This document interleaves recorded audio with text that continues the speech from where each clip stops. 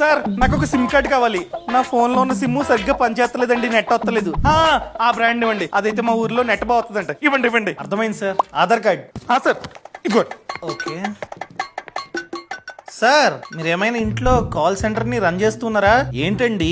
మీ పేరు మీద 7, 8, 9, 10 10 సిమ్లు ఉన్నాయా? 10 నంబర్లా? నాకున్నది ఒకే నంబర్ అండి. నా పేరు మీద ఒకే సిమ్ ఉంది. ఆ సిమ్ పెట్టి అయితే మీ ఆధార్ ఎవరికో దొరుకుంటుంది. వాళ్ళు ఇల్లీగల్ గా ఇన్ని సిమ్స్ తీసుకున్నారు మీ పేరు మీద. అర్థమైందా అండి? అదేంటి, నా ఆధార్ కార్డు ఇప్పటి వరకు నా దగ్గరే ఉంది కదా, మిస్యూజ్ ఎలా చేస్తారు? ఈ ఆధార్ కార్డు ని ఎక్కడో ఇచ్చి ఉంటారు జిరాక్స్ కోసం. ఇచ్చాను. వాడు ఒక కాపీని పక్కన పెట్టి ఉంటాడు, అది ఎవరికో దొరుకుంటది. సో ఇల్లీగల్ గా ఒక సిమ్లు తీసుకుని ఉంటారు. అయ్య బాబోయ్, వాళ్ళు ఏమన్నా మిస్యూజ్ చేస్తే నా ఆధార్ కార్డుతో ఎలా అండి బాబు ఇప్పుడు?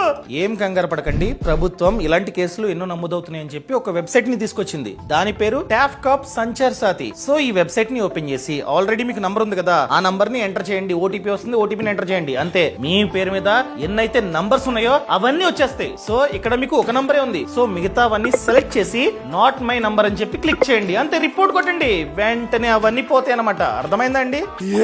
సరే, ఇప్పుడే చేస్తాను. ఏంటి టాఫ్ కాపా? 10 నంబర్లు చూపిస్తుంది. సర్లే, రిపోర్ట్ కొట్టాను. థ్యాంక్ యూ అండి. Sir Aadhaar card sir.